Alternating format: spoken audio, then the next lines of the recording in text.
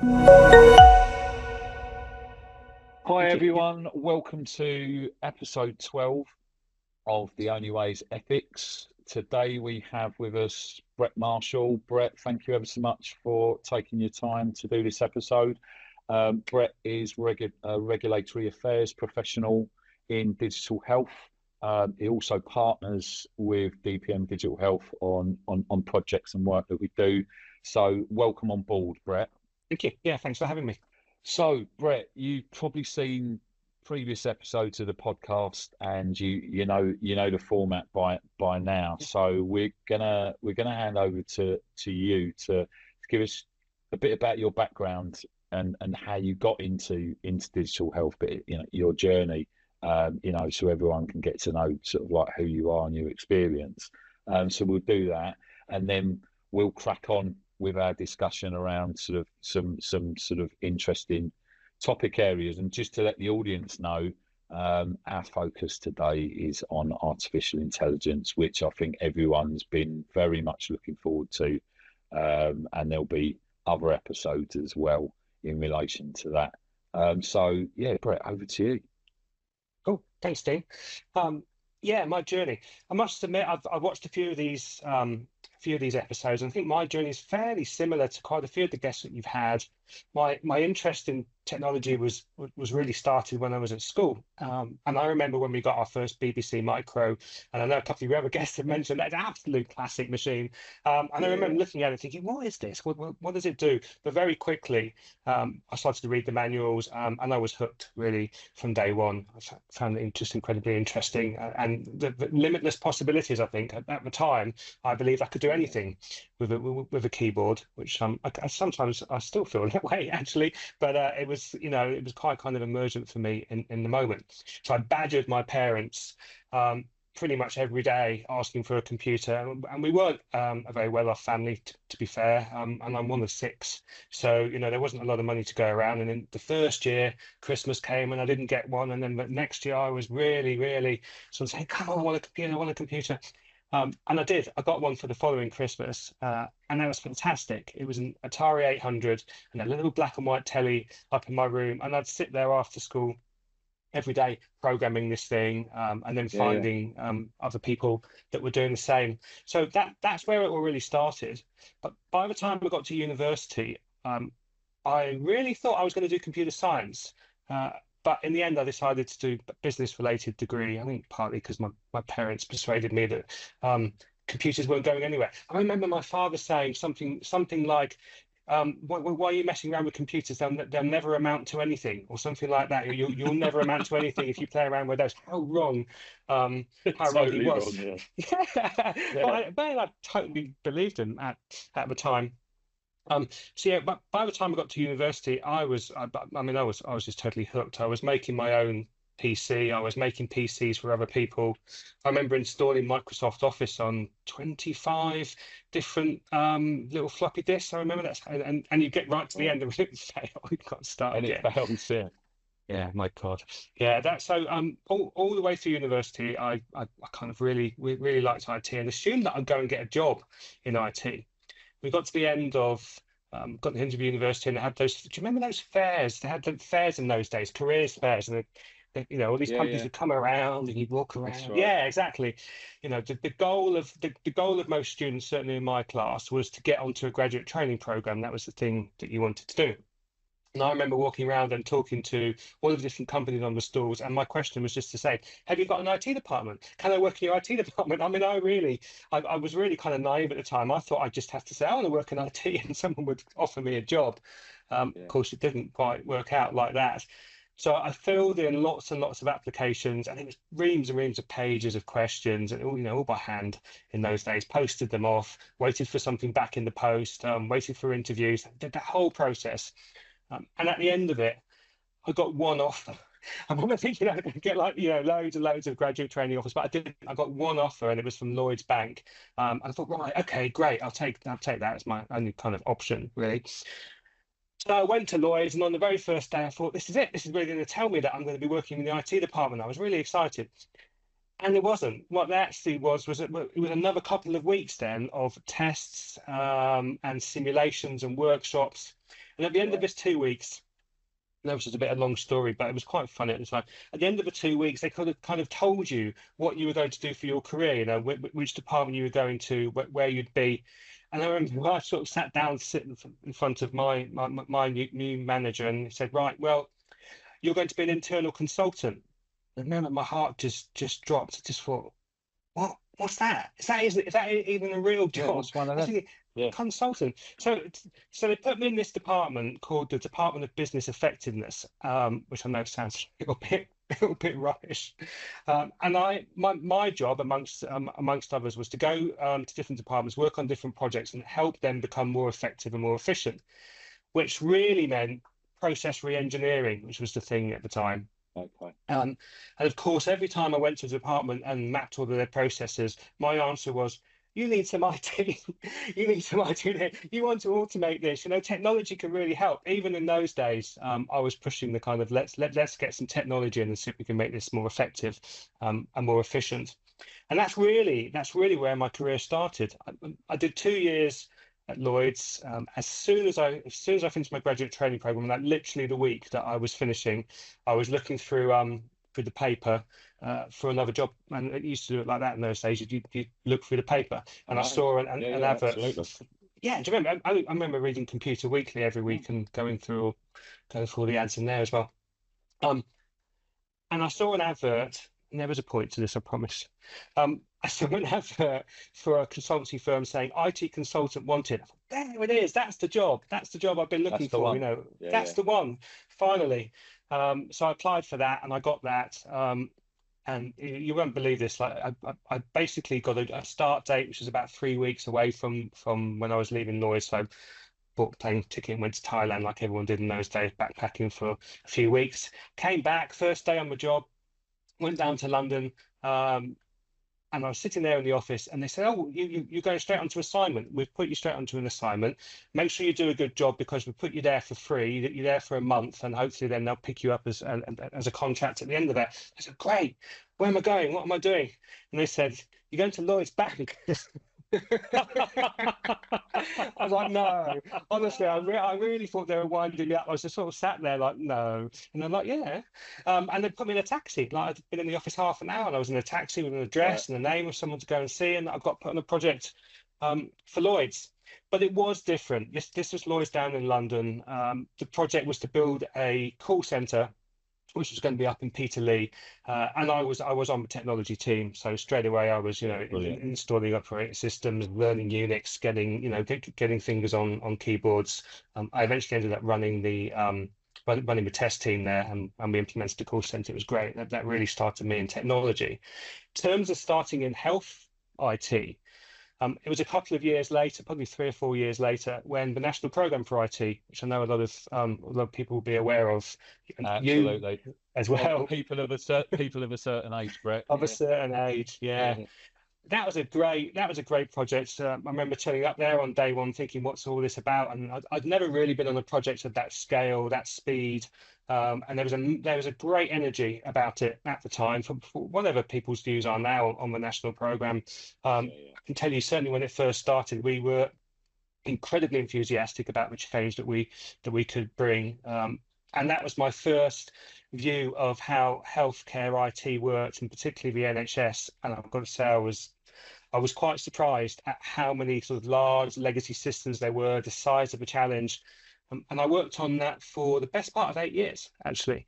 By the time I finished, I was head of a national integration centre. It was my responsibility to integrate all of these systems nationally across the NHS, and I absolutely loved it. And probably would have stayed there. I mean, it's now NHS England, isn't it? It's been for a few iterations Yeah. in the interim. Probably would have stayed there, but life circumstances meant I wanted to leave Leeds and go to London, and I did a spell in energy. And after leaving energy, a couple of years on the national program there to implement smart meters, I went back to health IT, and I've done that ever since. So yeah, that was my journey. Lots of good stories I And could tell you along the way. no, absolutely, Brett. And like sort of that, it's absolutely great to hear that sort of like your journey and sort of like starting from the ground roots in relation to sort of like, building computers, implementing sort of like operating systems, and then sort of like, going into the national program, which, I have to say, like, and you've just said it, and I have to sort of like second that, for what anyone says about the national program these days, and we've all got good and bad things to say about the national program. Yes. We all know sort of like, but it was all for good intentions, wasn't it? No, I think no one went into that national program with sort of like, the intention to absolutely scupper sort of the whole sort of program, which eventually we know sort of like happened, and it fell on its knees quite dramatically. But Yes. what positives I take away from that is that there was a lot of initiatives which we're going to come on to sort of like talk around, including clinical risk management and, the ground roots of the safety standards. I did my training back in sort of like 2008 and was involved in the program from sort of 2005, 2006. So, I know firsthand around sort of like all the great work that was done during that time, and some of it still stands the test of time in Yes. relation to that. So it's great sort of hearing that journey. And I know, like, we've known each other for sort of like a few years now, and we've both, as soon as sort of like, artificial intelligence sort of became it, we know it's been around for years. However, it's only been prominent, and it's only been in the forefront of sort of digital health over the past sort of like two years. Yes. In relation to that, and I know we've both taken a keen interest in relation to that, and to sort of move that forward and to support sort of like health organisations and sort of manufacturers in relation to their journey with AI. And I know that both of us also, because we work in that regulatory space, it's and the stories we hear and the things you see in the sort of like press is sort of like we also have concerns around sort of like, it's not something you can just sort of, switch on and just say, oh yeah, look, everyone's told me this thing's going to think for itself, and it's going to go out there and it's going to do all these wonderful things for me. So I'm just going to plug it in, switch it on, and away it goes. Right. It'll be now fine. it'll be fine. It'll be fine. Absolutely. But sort of AI we're talking about, and hence why we've brought you on as a subject matter expert. And I know you've done some great things. I think firstly, it would be nice, you've told us that journey, Brett, in relation to getting into digital health, but it'd be really nice to sort of know where your journey up until now, and obviously I know some of this already in relation to AI and some of the things you've done sort of like to sort of improve your skill sets in relation to sort of AI and its adoption. If you could, that'd be great. Yeah, happy to do that. As I say, I'm a bit of a technologist, and I'm working in the regulatory space at the moment, but technology's really kind of always been my thing, and I've worn lots of hats over the years, from developer to tester and lots of other roles as well.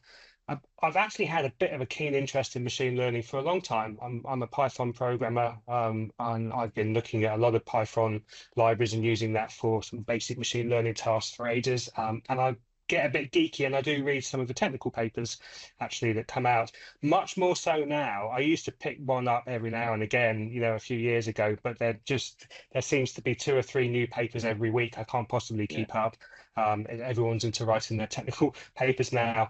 But I certainly remember when the transformative paper, All You Need Is Attention, came out. I didn't read it when it first came out, but soon after I did. And that was really talking about how the transformer architecture was going to change the way in which machine learning at the time, and sort of artificial intelligence in these terms now, was going to transform everything that we do, if you excuse the pun. And I got really interested in it at that point.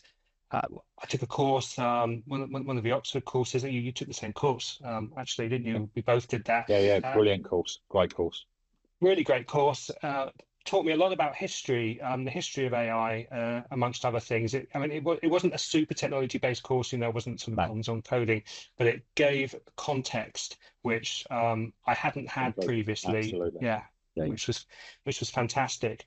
So I certainly did that. In terms of my kind of oh wow moment, I think like most people, when I started to see generative AI, looked into large language models, I could see very quickly what the potential was and some of the pitfalls. It felt like there'd been a step change in the technology, and I had genuine use cases for it, and I still use it now actually. And just watching in the last 18 months or so, as that technology has changed, and I think it's got a long way to go. Yeah, we're only at the infancy. I've definitely got much more interested. Um, in AI than anything else in IT at the time. Or in fact, almost everything has kind of fallen away from me now, and I focus pretty much completely on this. I build I build stuff myself. I build RAG applications. I've got a client that I'm building a AI chatbot for at the moment that uses voice and is. It's got some good use cases for the NHS to help with booking the patients' appointments and rebooking them Yeah. and things like that. So really, I've taken much more of a technology focus in my role for clients recently than I did previously. I spent quite a lot of time helping implement standards, security standards, quality management standards, helping clients apply regulation, medical devices regulation. As you know, I've got a bit of a Yeah. background in that. So that's really what's led me to here now. And most of the opportunities that I find that I get, one of my first questions is, what are you guys doing around AI, and how do you feel about that? And depending on the answer will depend often on whether or not I think it's a job that I'm a good fit for, or a project that I'm a good fit for or not. When being honest about the criteria I'm using at the moment, I absolutely love this subject area, Yeah. and I want to be working in it for the next few years. Yeah.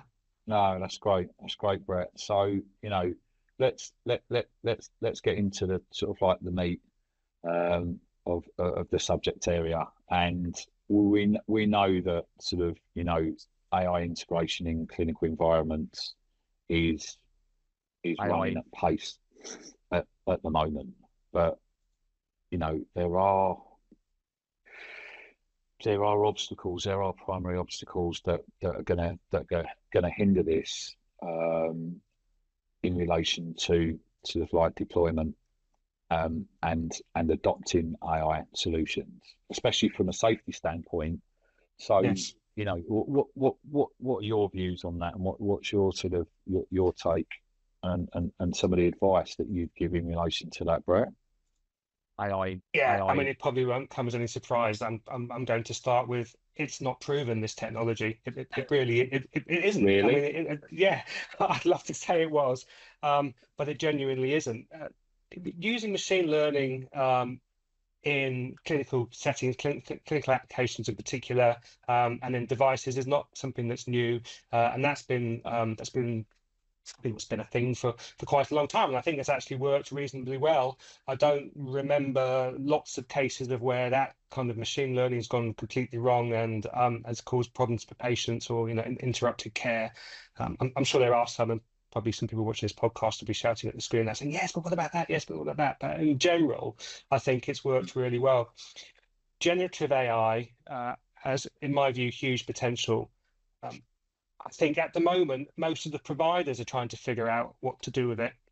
And it takes time. It takes time to build this new technology into existing solutions. That is a bit of a barrier to adoption, because if the solutions aren't available and proven, then the NHS can't adopt them. And I think providers are looking at the technology saying, this is changing so fast, so quickly. It's like trying to develop on top of, quicksand. It is very it is extremely difficult to do. I think from an NHS adoption perspective, adopting this technology into clinical workflows is going to take time. It's going to be different. We are going to be doing things in quite a different way. I know it's kind of overhyped sometimes. Oh, it's completely disruptive. We'll do everything differently. I genuinely believe that it will be very disruptive. In the long run, I think adopting this technology into clinical workflows will be to everyone's advantage. And I think maybe, I'm kind of reticent to say this, but I think maybe for the first time, when someone turns around and says, "Oh, I've got some technology that's going to free up clinicians, so they've actually got the time to, you know, put the human touch in with patients and do what they trained to do instead of working on, admin tasks and all the other background stuff that they have to do that really detracts from really their core job." How many times have you heard that, Dean? Yeah, I yeah, think yeah, absolutely. maybe this time we have a technology that can actually deliver deliver some of that. But change is difficult. Change is really difficult, and we need to remember as well that the NHS is under huge pressure from a budget perspective. Um, and whilst there are some saying, well, this technology will save, X billion pounds there and X billion pounds here, that's not proven yet either. And the day-to-day reality of most NHS organisations is they're under-resourced financially and from a staff perspective. They're working with a lot of legacy technology as well, which makes integrating new technology difficult. There's a data quality problem. I don't think anyone would get upset with me for saying that. We still have data quality issues, and data is what drives AI. There's a wealth of data in the NHS, but it's not easily accessible. It's not nationally mapped, I don't think. I think it's very difficult to say how are we going to use this treasure trove of information that we've got, of this data, and feed it into AI systems for the benefit of all the patients. So I think that's another barrier to adoption. We're not necessarily ready for it, or the NHS isn't necessarily ready for it from a technology standpoint. But I'm not sure they ever will be if we don't take the step forward. And that brings me, I guess, to the safety issues. I think it'd be really difficult to be a clinical safety officer today. Huge amounts of responsibility on your shoulders already. Um, and that is just going to grow from my perspective. There's a huge upskilling, and I think we might get onto that later, but there's a huge upskilling requirement here. Yet as this technology gets adopted, clinical safety officers will be expected to understand how it works, to understand how you eliminate bias, what explainability means, what traceability means in the context of AI, why you can't always guarantee that one input will give you, a fixed output. All of that makes it very difficult for CSOs, and they're going to be asked, is this safe? I mean, that's a question that CSOs are expected to answer with some confidence. I know they use this, you use the standard, you have clinical safety cases, hazards logs, and everything else that goes into making that final decision and presenting your case. But at the end of the day, the question's pretty clear for you guys, I believe, and that's, is this safe? Is this safe to deploy? And I don't know how you answer that question when it comes to AI today or in any time soon in the future. I think it's very difficult, and that will be another barrier to Yeah, adoption. yeah, AI. no, and thank you for pointing that out, Brett, because it is, I think, out there in the community. So what I want to do is I'm coming back to your point around data, and I'm trying to remember what episode it was now, because we're on this sort of like journey with the only way is ethics, and we're up to episode 12. I think episode 5 when we spoke to Shane Tickell, and Shane was the sort of like founder of Aurora and the Discovery Data Service, which is a data platform. And we spoke quite openly about data, access to data, availability of data, quality of data as well. A big thing that we all sort of like should be aware of and look at as clinical safety officers as well, that data Yeah. integrity, going from one system to another, data entry, whether it's by a clinician, patients now, we need to start thinking about sort of like in the last sort of like however many years that, patients are contributing more and more to their records. I do it on a regular basis in Yeah. relation to apps that, and I'm sure everybody else does out there as well. And as alluded to, it's, and I know spoken before, Brett, and when we've had a chat, and you said to me, if you look at it fundamentally, AI is a big data processor in what it's doing. It's processing data. Yeah. AI Yes. is it's complex in what it's doing and how it's doing that and the decisions it's making, but ultimately that's what it's doing. So it's really important that we concentrate on the data. And I think you're absolutely right in respect to clinical safety officers. They have a tough job now in relation to safety.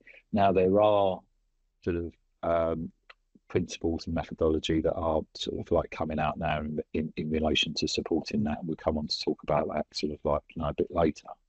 But overall, it would be really good to sort of get that perspective of the wider community and the audience, and I'll have the opportunity to do that through sort of forums like the CSO Coffee and Chat, and it just got me thinking just then, sort of like I can speak to Kay Reynolds, and we can sort of like have a coffee and chat on AI, and sort of like what I know we've brought it up before and it's been a subject matter area, but to see what concerns people have and trying to address some of those, because it's really important, Brett, isn't it, that we've Yes. got a community that and a population that are well informed in relation to that.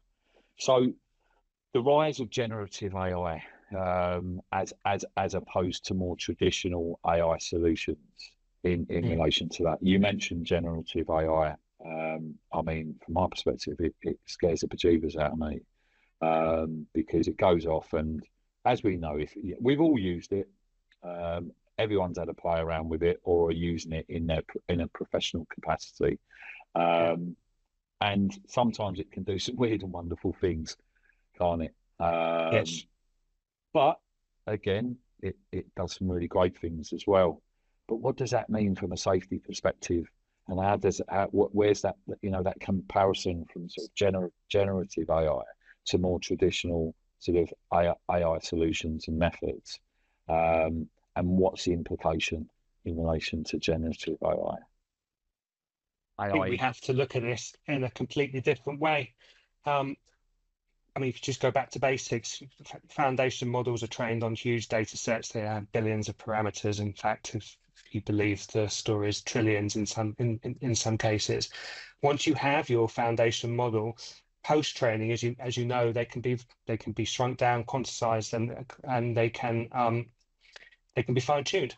And I think there's a huge opportunity for the NHS, which has, I mean, I'm really generalizing here, but has a huge kind of private proprietary data set available to it that could, they could potentially unlock the power of that data by post-training, fine-tuning the large language models, and creating smaller specialist models for different kind of activities, I guess, across the NHS.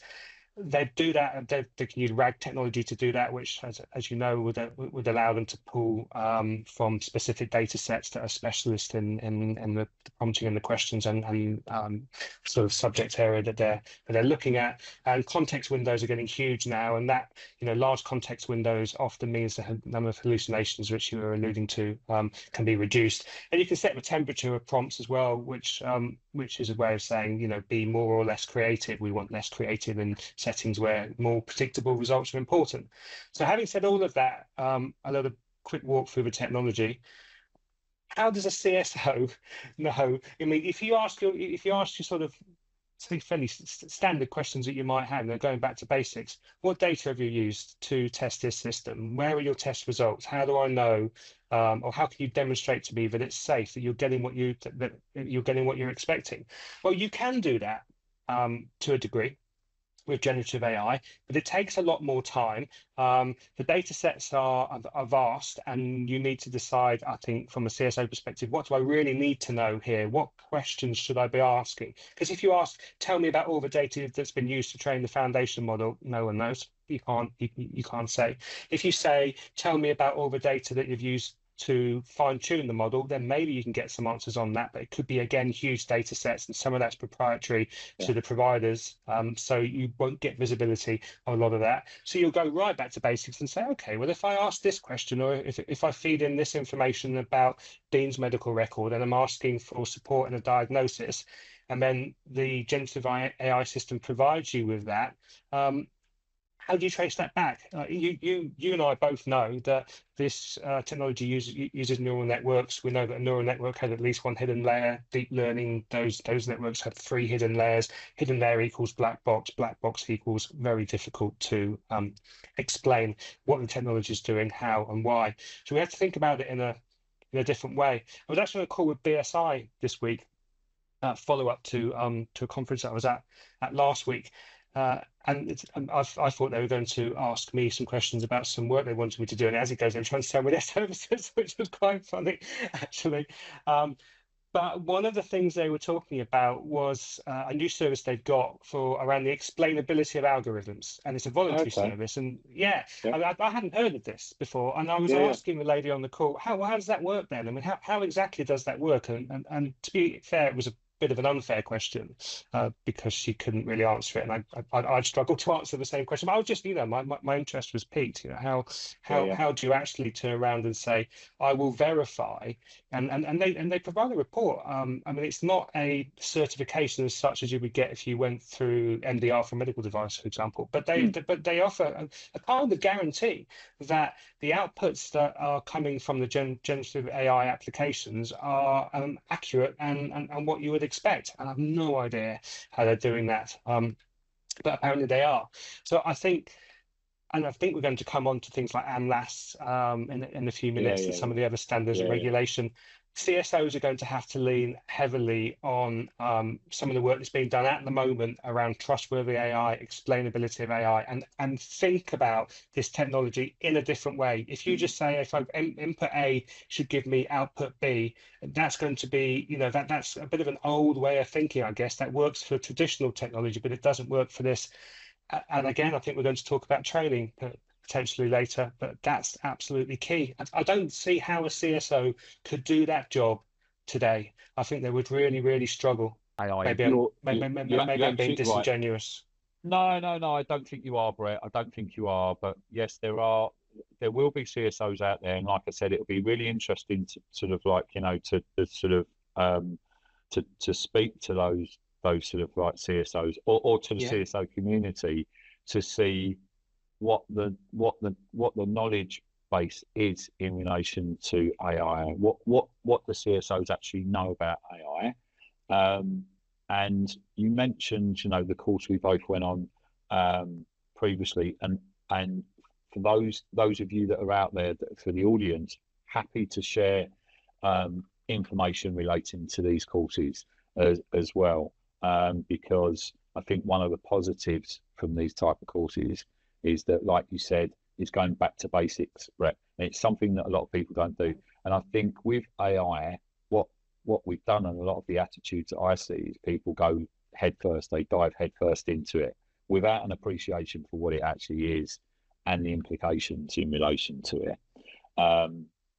And I think that puts them at a disadvantage, because when you actually know about the constructs and you know about even the history around sort of, Alan Turing and the likes and those guys, it gives you a solid background in AI. And just to explain to the audience around the sort of like, the premise of the course that we took is that, 5 modules on pretty much on theory and leading you up to and preparing you for the next 5 modules, which were case studies, where you were forced into a situation to critically analyze a scenario and produce business process modeling and mapping in relation to that, and then apply AI as an overlay on top of that. And where you had to do that for 5 case studies and 5 scenarios, which 2 of those scenarios were clinically like healthcare related, just to let sort of like everyone know. One of them, very importantly, was on the deteriorating patient, which was absolutely like, it was gold dust for me in relation to applying that. It was really good, using which lots of people will know out there in the audience, News 2, and the sort of deteriorating patient sort of methodology in relation to to the course, and I've sort of lost my train of thought there. And in relation to that learning, I think CSOs they need to up the ante. They need to be. I think it should be almost mandated that or It needs you should support. make Sorry to interrupt. It needs support, Dean. it That's what does need that's what support. I think they're lacking. It does. You're absolutely right. It does need support. I know there are things happening at a national level, but I don't think they're quick enough, Brett. Yeah. And I think actually this is a great in to the next sort of like topic area, like speaking around. So you mentioned them briefly before, and there is a sort of like an intrinsic link here. So we talk about things that are happening nationally and internationally in relation to AI. You know, myself and yourself, I think up until really the end of last year, um, there wasn't much around. We would, digging around for what we could find in relation to support, and then all of a sudden we're hit with ISO 42001, Yeah. which is AI management system, which again aligns itself with the ISOs, the management system ISOs, in relation to quality management systems. 30440, which again is specific around the validation of AI in relation to in the healthcare setting. And we've got AMLAS. Now, just to explain to people, so AMLAS, which is the assurance of machine learning for autonomous systems. It is not specific to healthcare. However, the principles and methodology are for machine learning and for autonomous systems. Therefore, the principles can be applied to health IT systems and digital health. And NHS England have produced a supporting guidance document in relation to giving a bit of guidance around teasing out the elements of AMLAS that can be applied. Now, I've been working with It's like that. 5 pages long, though, isn't it, or something like that? It is. It's not. There needs to be more done around that. I think I've tried to apply it, or I'm in the process of applying it, and I'll have feedback in relation to that. I know, Brett, that sort of you'll be looking at it as well. There is a Visio tool that goes with it, very rudimentary. However, that's one of the positives in relation to AMLAS, that it follows a workflow in relation to that. And I would say to any clinical safety officer that's out there that you need to go and have a look at AMLAS. However, in using the guidance, and you need to come to your own conclusions, and it'd be really good if we had more people reviewing that guidance, making their comments, giving their feedback, so that we can improve these documents. Because the whole thing around, and I'll come back to our sort of like the topic for discussion. So we've got these standards, Brett, and they're out there. And also what haven't sort of mentioned, obviously, we've got the European AI Act as well, which is fundamental and which is key as well. So me as a CSO, and you as a working in regulatory affairs, so we take these standards. Are they sufficient? Yes, we need to adopt them, and we need to sort of like move forward with them and apply them. And I know there's a few others that sitting around the peripheries as well. I think there's also an accompaniment to 14971, which has been done for AI as well, and looking at that. But where do you think we are in relation to that? So this is a subject that we could spend 2 hours talking about and still probably wouldn't get halfway through the points that we wanted to make. And I'm not very succinct, as you know, quite often. So I'll try. I think probably the first thing I would say, and it's a bit obvious, but it's worth reiterating, is that there are existing standards that aren't AI related specifically, that still apply. The law still applies, regulations still Yeah, apply, yeah, best practice still apply. It's still an IT system at the end of the day. So we shouldn't throw the baby out with the bathwater. We should be looking to implement and continue to implement those particular standards as we move absolutely. forward. In terms of AI particularly, I quite like 42,001. I guess I would say that because I like 27,001. I think it's a good standard when applied correctly. And the same 13485 as well for Yeah. quality management systems for medical devices. And they all follow a very kind of similar structure. And 42,001 doesn't deviate too much away from that structure.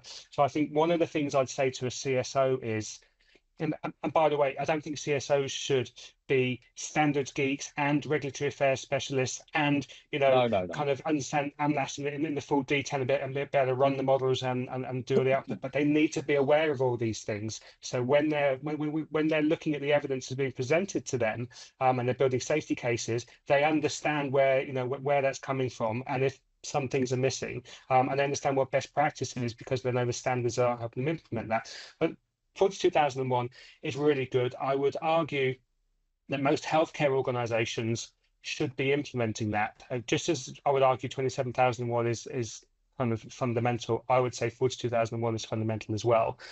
For those that know a little bit about medical device regulation, it feels to me like AI. 42,001 has taken some of the best bits of 13485, some of the best bits of NDR around building a product technical file, and some of the best bits from 27,001 around privacy, data security, and blended them all in together and come up with something that's actually fairly succinct. I can't remember how many controls there are, but it's less than a third of the number of controls that you get in Yeah. 27,001, and they're fairly broad. And I do think that standard will get refined over time. But for now, and I have implemented it. I have a client that asked me to implement it, and I have implemented it, Okay. and it was difficult. Yeah, it was tough, if I'm honest. But it was very interesting. In terms of regulation, the AI Act from the EU, I like it. I mean, I know came in for a lot of kind of flack. Some people said it didn't go far enough. Others said it went too far. I think it was drafted quite quickly, and that's not taking anything away from those that were drafting it. It's a very thorough document, and it's not enforced yet. When parts of it aren't enforced yet, parts of it are. So I guess the jury's still out. But I do wonder whether or not the UK is going to adopt something similar. And to my knowledge, I don't think they've said, although I do think there's a general consensus that, and this is coming from a lot of the big tech companies, and I think wrongly, but there's a general consensus that the EU Act may well stifle innovation in the EU, and certainly some products are not going to be released in the EU, according to the tech companies, because of this. I don't see the argument myself. I think the high risk systems, which are the ones that where most of the most of the regulatory burden is placed on the providers of the high risk systems. I think that's right. I don't understand why. I don't understand the issue with that. That's what you would do for medical devices. That's what you would do for AI. But I suspect that the UK government won't take quite the same stringent approach because they'll want to be seen to be, not over regulating. Not that the EU acted over regulating in my view, but in some people's views it is, not over regulating. And so, the UK is open to innovation. We're here to take full advantage of the AI era. I worry that the regulation's coming too slowly, that we're not working on it fast enough, and that it might not quite hit the mark because the agenda behind that regulation might not be purely safety, which I think primarily it should be, and I suspect it might not. So that's quite interesting to see where that goes. There are lots and lots of other standards. I think I've got around a dozen that sit in my AI standards folder on my laptop. Some of them are really good. There's one particularly around eliminating bias, which I guess we won't go into now, but it's people are going to laugh. It's an interesting read. It genuinely is if you're interested in the subject. And Yeah, yeah, yeah. I learn No, a lot. absolutely. Yeah, no, it's brilliant. I learn a lot from these documents. So I think you're asking me around CSOs. Let's bring it back. Let's come off a tangent and bring it back to what we're Well, talking well, about. I think it would be really interesting, Yeah. though, Brett, to sort of like, I don't want us to like scupper the conversation, but if you could for the audience, I mean, after Mm. this, what we can do, because we're mentoring, we're mentioning a lot of sort of like standards, aren't we, etc. and stuff like that. If between Yes. the two of us we put a list together of Yes. of these standards for the audience, so we can share this out, and what we'll do, we'll get this out and we'll get a link out to people Yeah. to be able to access that, because there's probably going to be a lot of people out there, isn't there, Brett, that are like sort of like, I want to know. Brett's spoken about this buyer's document and about this document and about that. Dean mentioned, a few others, and they've mentioned this course. So what we'll do, just saying to everyone out there, we'll put something together for everybody, and we'll send that out so people can know where Yeah. to go to access these documents. I think, unfortunately, if some of these are in the ISO space, people have to be aware that there is a cost involved They're in some of these. expensive. They are. Yeah, they are expensive documents. And interestingly, something we can possibly talk about in a second, but I'll let you come back to like the CSOs because I don't want to like scupper that. So sorry, Brett. No, it's okay. No, I mean, you're absolutely right. And one thing we should be doing is sharing information and sharing knowledge. That's really important from my perspective. In terms of the CSOs, I hope we're not going to expect them to be experts in absolutely everything, because that just is completely unrealistic. And when I think about CSOs, I think about them in a couple of different spaces. I think about them sitting in provider organisations that are building technology and providing that into the NHS. And I know it's not just about technology, but from a technology standpoint, that's where I'm focusing. And then CSOs that sit within NHS organisations as well. Looking at safety cases, trying to decide whether or not the safety case is adequate. Does it really tell them what they need? And then building their DCB 160 from there. I would AI. say this, I think, if you were looking at the human factors for a particular application and you wanted to make sure that the design was hitting the mark, that it was accessible, usable, etc., you wouldn't expect your CSO to be an expert in that. You would expect to understand the principles, and you would expect them to ask the right questions. And they may well ask either the provider, if they're sitting in the NHS side, or the provider themselves. They would be asking the rest of the projects teams, have AI. you had independent experts come in and provide you guidance and support when you're designing, developing, testing, preparing this system for deployment? And then when it's being deployed, again, on the other side, have you had independent verification that it's accessible, usable, and all these things secure as well? You wouldn't expect a CSA to be a pen tester, but you would expect them to be able to read a pen test report if they wanted to and say, yeah, no, that looks on the money, or it doesn't look on the money. Yeah. And I do remember, I think Adrian was saying, the whole point of the process is to affect change. If you haven't affected any change, then what value have you really added? And I would completely agree with that. So coming back to the CSOs, I think they need to be provided with the support that they need. They need to understand what questions they ask, and then to be able to either go to experts in the particular field, particularly around AI in this case, and to be able to give them confidence that what they're looking at is adequate and is as safe as it can be, or as far as possible. Is that the phrase you use in the clinical safety case? If I remember correctly, I'm probably completely messing that up. No, you're on the money. Yeah. Yeah, and I think that's a principle that is important in kind of all of technology and where it's going to be applied. So I worry, if I'm honest, that CSOs in particular will have a huge amount of responsibility put on them. They'll be asked a question: is this safe? They won't necessarily be given the support that they need so they can answer that question confidently, and they'll be put under huge pressure. This is probably a subject for another podcast, but under huge pressure to say yes, because there's a lot. There's a lot at stake often by the time of CSOs either building a clinical safety case and they have a documentation, or they're reading one and thinking about the DCB 160. So I do get a bit concerned about that, and I don't know what the answer is. I'm not a CSO, and I reckon you could probably talk for 2 hours on that and still not touch all the points that you wanted to. But my key takeaway is I really hope the support is provided, and if we can do anything to, as you say, provide some guidance, at least help CSOs understand what questions they should be asking, or where they can go to get expert help, and to understand it's not all their responsibility. They don't have to be experts in all of this. They do need to pull it all together and to be able to make a valid judgment. But valid judgments comes from the information, the quality of the information you're given, and being able to understand it. And I love the fact, I just wanted to say this, that CSOs need to have a clinical background. I know some of your other guests have mentioned that, and from my standpoint, that is incredibly important. And I hope that continues. And it's DCB 0129, 160, if they are evolved, and I've got some views on that. I don't personally think they're necessarily fit for purpose in the current state for the era of AI. When they're evolved, I hope some of those key principles remain in place. For me, it's very important. Sorry, tangent again. There you go.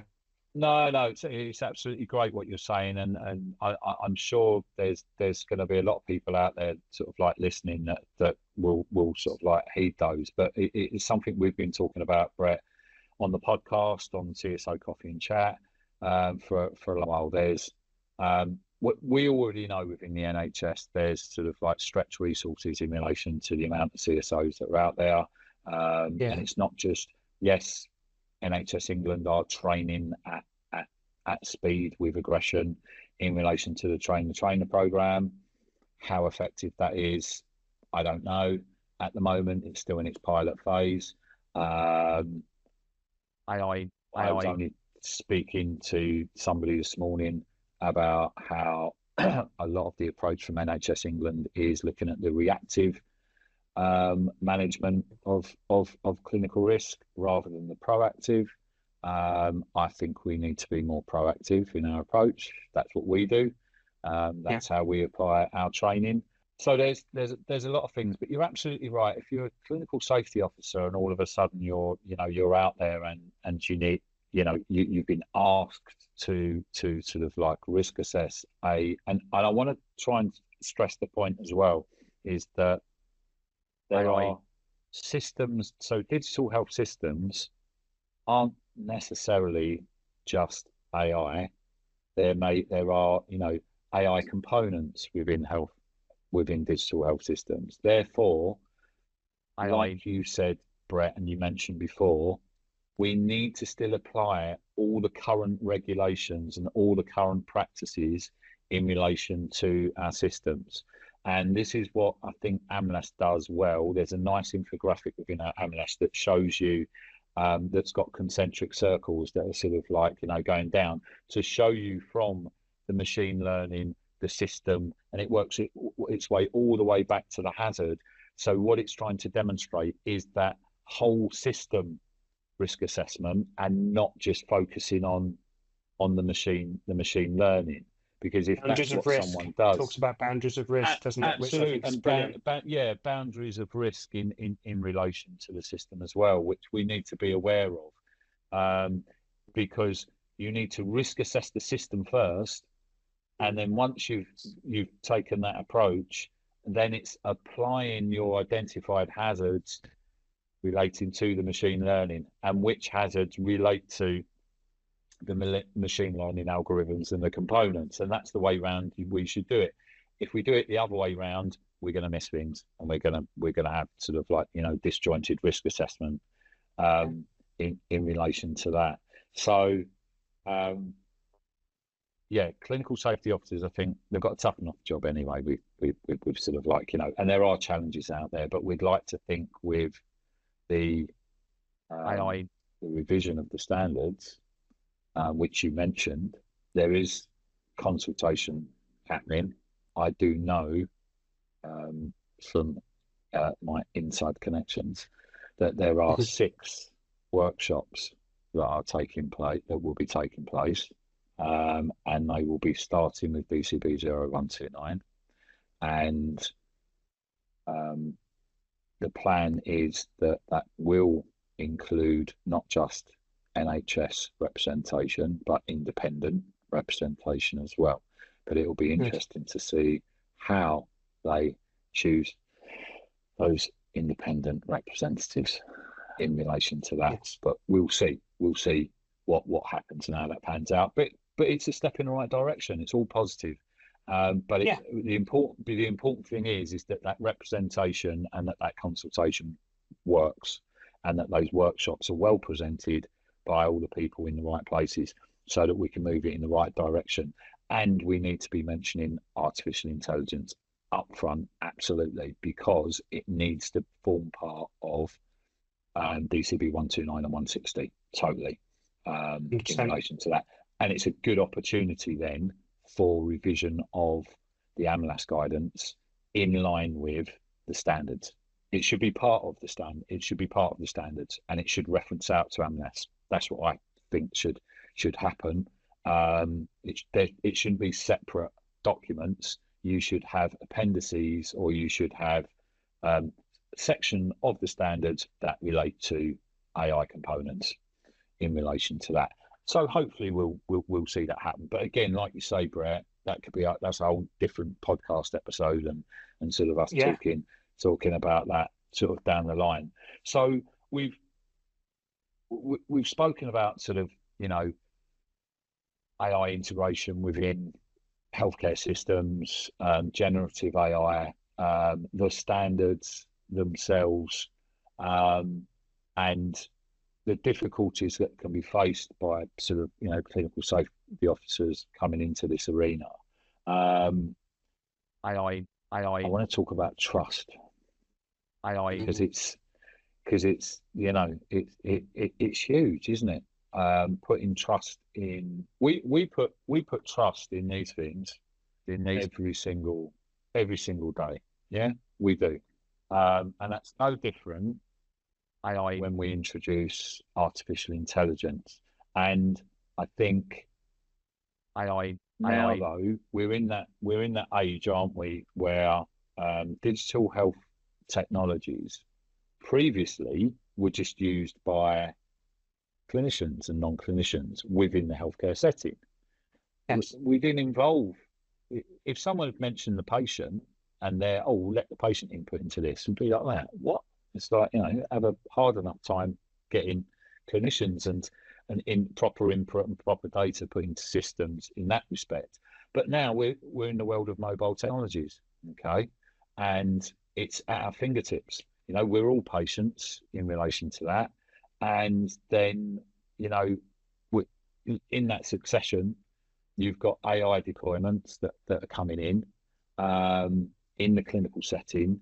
So there's obvious challenges in relation to, like we've already mentioned, the knowledge gap is massive. It still is.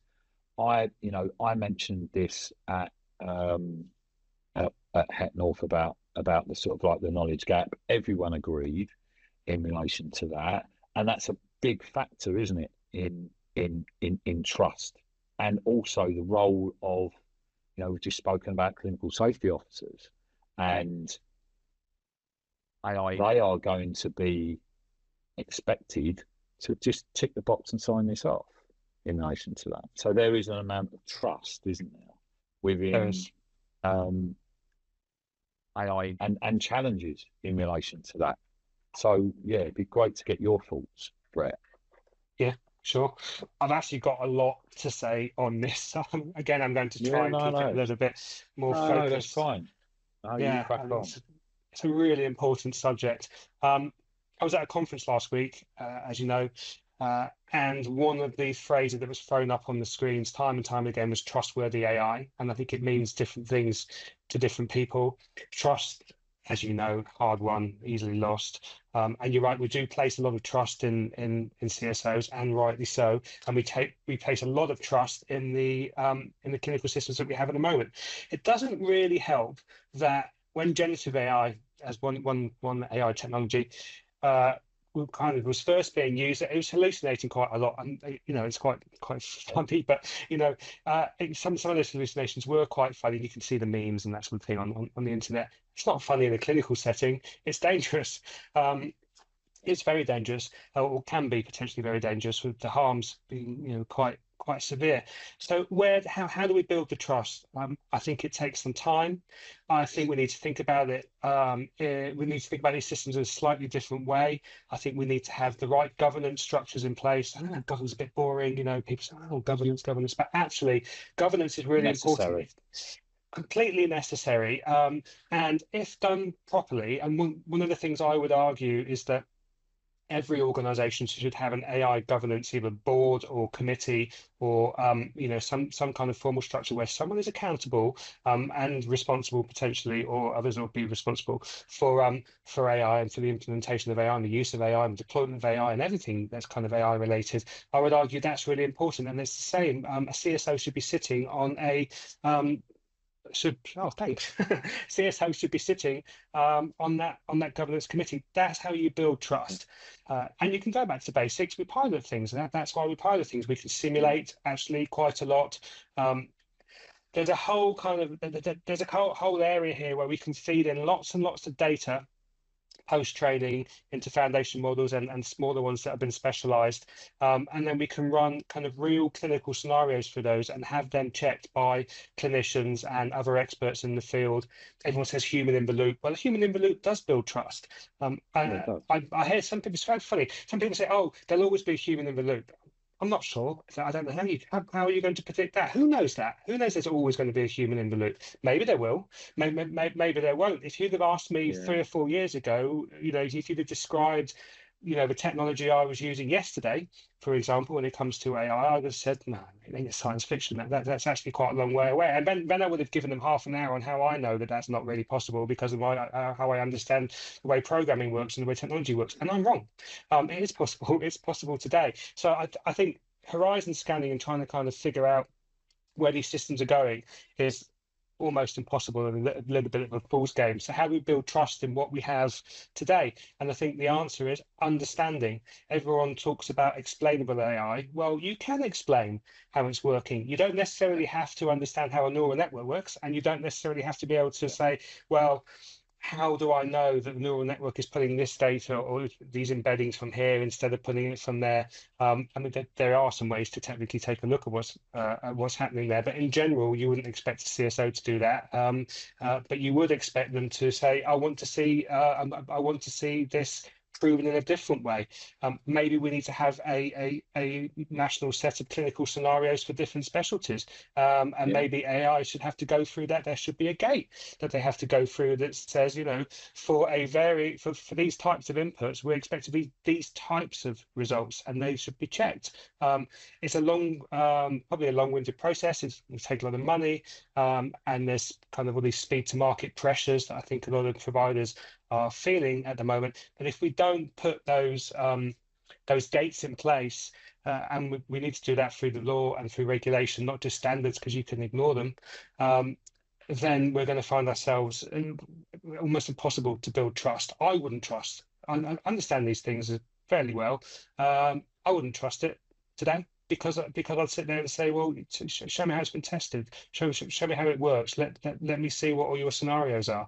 And that's just not really possible right now, or not being done, in my view, to the extent to which it should be. I could be wrong. The providers may well now be shouting at the screen, saying, no, we do all of that. Great, publish it then, and let everybody else learn from what you're doing, because most of us are sitting there scratching our heads trying to figure out how we build trust, how we create trustworthy AI. It's absolutely great, Brett, hearing you say that, because, put AI aside, we're in the process at the moment of seeing sort of like, if you look at Dr. sort of like Saif Abed, who I've spoken to and who will be on the podcast as well, and he's out there sort of like, banging the drum along with myself and other people around, where is the regulation? Where is it mandated? Yeah, okay, it's mandated, the safety standards under the Health and Social Care Act, but where's it enforced? It's not enforced. Where are the penalties?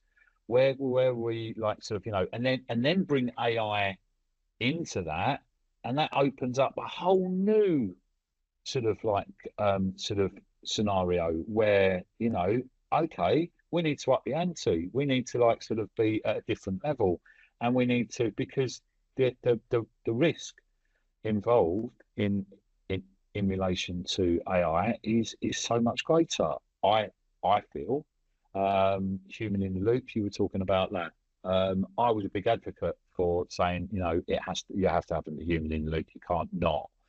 But then obviously the counter argument to that is people saying, well, hang on a second, wasn't the whole point of us bringing AI technologies in was for us to free up time of, the clinician, of, the the users, so that we can sort of like move these technologies forward in certain, and again, trust these technologies in Yeah.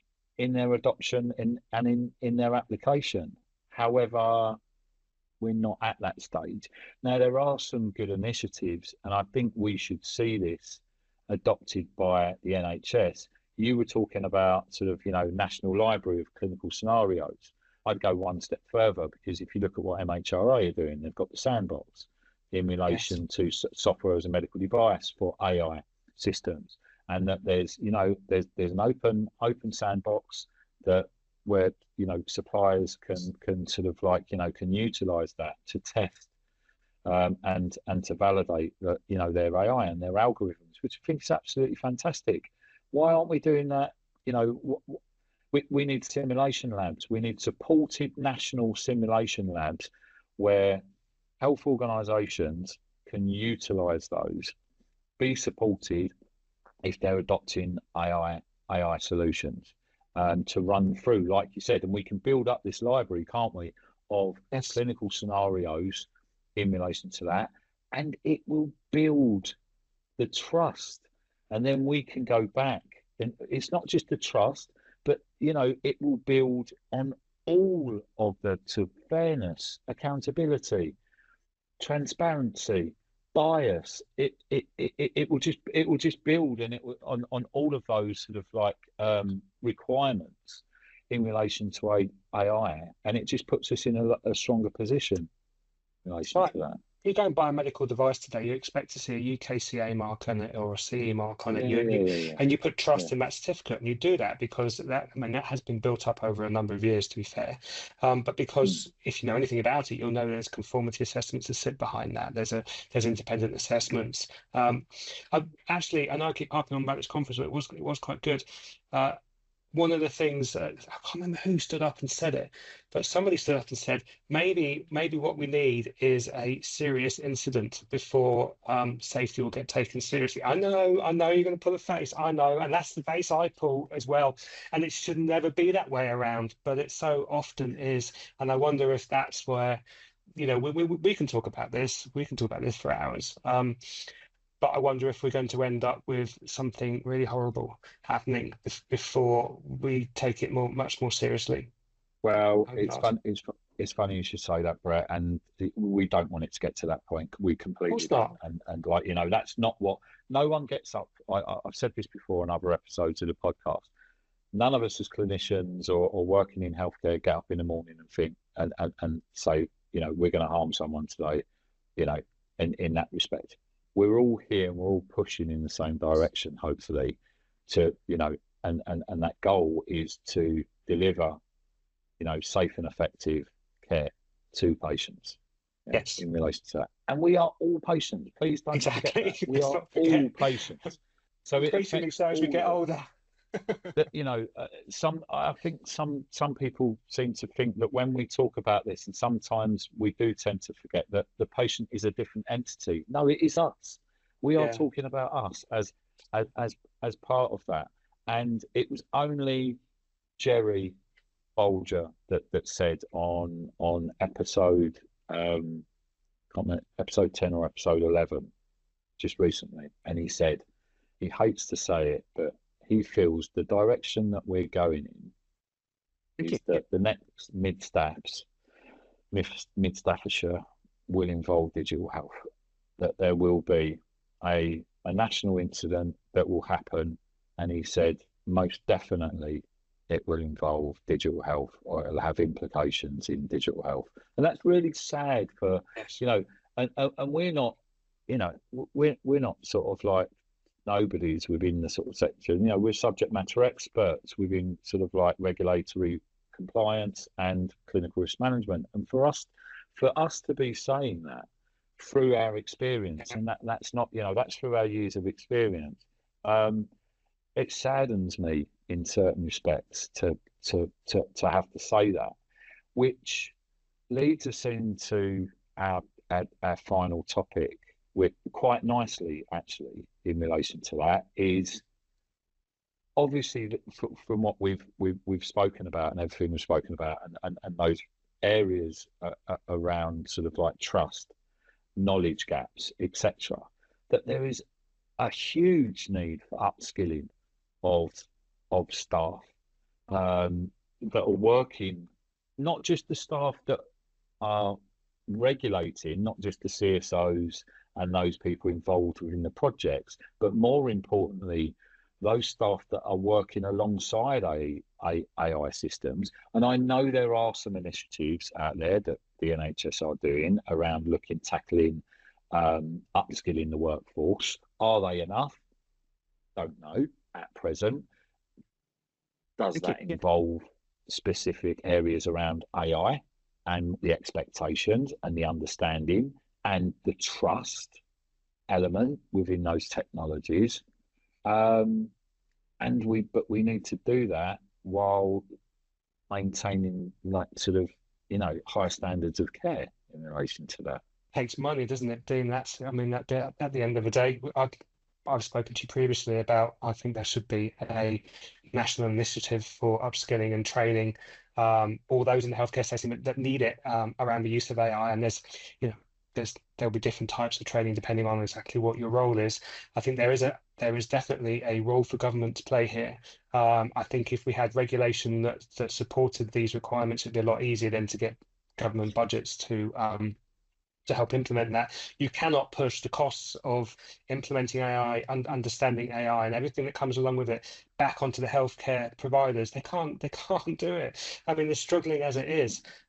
So from my perspective, there definitely needs to be from the top an initiative that's properly funded, properly thought through, and start soon, by the way, because it's going to take a while to do that. I also believe that we should have some local initiatives as well. I mean, it's very difficult. You and I both know we've spent the last couple of years at least kind of training, Yeah. reading different standards, doing different courses. I'm doing the AI governance course from the International Association of Privacy Professionals at the moment. As you know, I put the exam back a month because I didn't feel I was ready. It's being completely honest. But it took me a while to figure out which governance course was the right one for me. And I think there's probably not enough guidance out there. And if we bring it back to CSOs, for example, where's the targeted training? And how would you even scope that? Now, I know you're working on that. And Tom and I actually have something coming up in a couple of weeks where we're going to provide and give them some support. But that's just doing something for a small number of individuals where we can to help. Yeah. It needs to be more widely adopted and thought about holistically, in my view. And that I don't really see that having happened for any other sort of technology initiative in the past. I could struggle to kind of think of examples where at a national level that kind of training program has occurred outside of wartime. I think when you kind of draft everybody in, I really don't know if that's ever happened, and I think it should. And probably not just around AI. There's probably lots of areas where you could apply that. And that would be the socialist in me, I guess, coming out a little bit. But I'd like to see this start at the top and be given the right level of attention. And training is absolutely key. It's a lifelong pursuit, as you know, for most of us. And I think CSOs, amongst others, but CSOs, as we're talking about them, need help. They need some help. We started right at the beginning of the podcast talking about support for CSOs, not putting everything on their shoulders. It's a hard enough job as it is already, and I think I made a bit of a totally rash statement where I said I don't think you could do it today. I don't think you could pick up a system that's got a significant amount of AI in it and say, as a CSO, I can say that that's safe. And there will be some CSOs that are trying to do that at the moment and doing admirable jobs at it as well. But I guarantee you, they would, if you asked them, they would say, yes, I'd like more support. Yes, I'd like more time. Yes, I'd like more resources, and I'd like some independent assistance on this as well, for subject matter experts to come in and help. And that's all. That's the whole training, continuous development, learning platforms have a huge part to play in this. We talked about that in the past. There should be a learning platform for this to make all of this training available nationally. Well, funny you should say that, Brett. And we're sort of we've Thank you. we've got plans, haven't we, in relation to that, and I'm quite happy Yes. to sort of like mention that we are working on an AI, the application of AI in the healthcare setting on a course, Yeah. a 1 day course, which hopefully will will give healthcare professionals and the likes a foundation to move forward. Concentrating on. I think it's from what we've learned, we are applying those principles to create this course because we know where the gaps Yeah. are, and Today, who knows, I'm 6 months from now. yeah, no, absolutely. Today we don't know in 6 months, but that's the beauty of us being able to evolve like the course and put that Yes. forward. Yeah, yes, it's not going to be ready. We're looking at the new year, aren't we? In relation to that, it Yeah. may be sooner, but we're going back to basics. We've discussed this already around sort of like people need to know about who the forefathers are of AI in at a high level. People need to know what the concepts are of artificial intelligence. I mentioned Het North before in relation where I spoke on clinical risk management and AI, and in the new year we will be getting, so Dr. Avi Mehra, he will be coming on because he does a lot of stuff around AI, and I hope he's going to be listening to this as well. And I stood up and I mentioned about sort of, we spoke about this before we came on the like the podcast around sort of classification, regression, clustering, and some of these principles. And I challenge anyone out there, or the CSOs and the non-CSOs, or people working with AI who have an interest. If you don't know what those principles are, which are the core principles of supervised and unsupervised learning for machine learning models and algorithms, how are you expected to risk assess against that? Yeah. How are you expected to understand what you're adopting within your health organization? And that's one point. Then coming back to everything you were saying about a national program and the initiatives that should be out there. Why are we still firefighting continuously? All we're doing, and like you said, as I know yourself and Tom are going to be doing some stuff with sort of like one of the big sort of like suppliers. I won't name them, but that's still firefighting. That's this, that is people coming and requesting of us, and it's not saying that that's not what we do, because it is what we do, and we're happy to do it and support. But people need to be listening from a national level, and NHS England and the likes, whether that's collaborating with MHRA, BCS, FEDIP, Tech UK, all of these organisations that are out there, we all need to be pulling together in the same direction to come up with the answers. And that's not just for AI, but I'm hoping that there's going to be representation for that at the consultation for the standards as well, because it's the only way it's going to work. You need to get everybody involved, because otherwise we're just going around in circles again, and we're doing exactly the same. And we don't want to be in a position where we've got all of these standards and they just stagnate, and they just sort of like they just roll along, and we're seen within the UK as not really doing anything in relation to healthcare IT. And unfortunately, as we mentioned before, then say in a year or so's time, another mid-staffs happens or something like that, and we're sitting here saying, we told you so. It would be very frustrating to think that would happen. And if it did, crikey, I might even hang my hat up and retire. Do you know what I mean? Because it's sort of, it's very frustrating in respect to that. It is, and I don't really have a lot else to add that wouldn't be repeating myself, if I'm honest. The principle is there, and what the plan that you and I have for helping here is kind of scalable, because we're going to be using a learning platform to do that. But it shouldn't be up to us. It shouldn't. I mean, it shouldn't be down to people like you and I. There should be a national strategy, and it's that imperative, in my view. that we get the right training in the right place for everyone. It's not just in healthcare either, actually, but I mean, that would be another subject, probably outside the scope of this podcast. But this technology isn't well proven for good reason. It's not old enough yet, really. Isn't well proven in a lot of industries, but it is being implemented, certainly outside of healthcare. I saw a lot of examples last week of this technology being used in lots and lots of job applications, and a lot of it looks great. If I'm honest, they're really interesting use cases. No idea how well it's been tested, or whether or not it's conforming to the right sort of regulation or what standards have been applied. And I do worry about that. But yeah, I don't really want to repeat myself. We need some training. That's it. I know, and you're absolutely right. But I think taking the positives from what we're doing is that we are the right people in the right space, Brett, with the right background to be able to apply that. So Yeah. yeah, that's what we're going to do, and we're going to move that forward.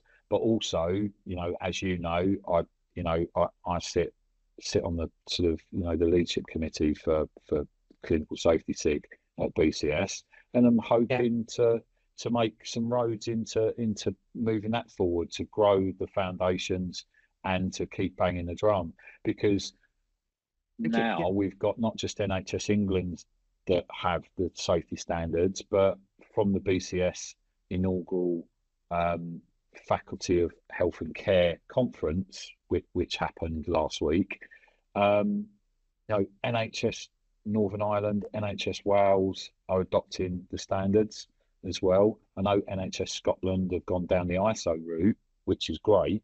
And chatting to the guys, some of the guys up there, because they've gone down the ISO route, they're looking at quality management system.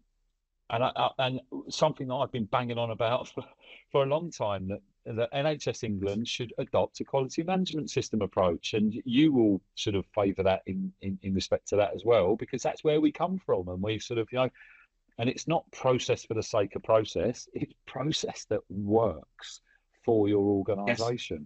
Yes. But like you said, Brett, we could wax lyrical on this for hours and hours. Brett, it's been absolutely fantastic having you on this episode. I've really enjoyed it. And I hope the audience out there have enjoyed it as well and listening. We will produce a resource document or link, and we will get that information out to the audience. So thank you to everyone for joining us for episode 12 of The Only Way is Ethics. You can find us, as you know, on YouTube and Spotify. Please go and subscribe using the links. Brett, thank you again for your time. It's been absolutely great, and we look forward to the next episode. Indeed. Thank you for having me.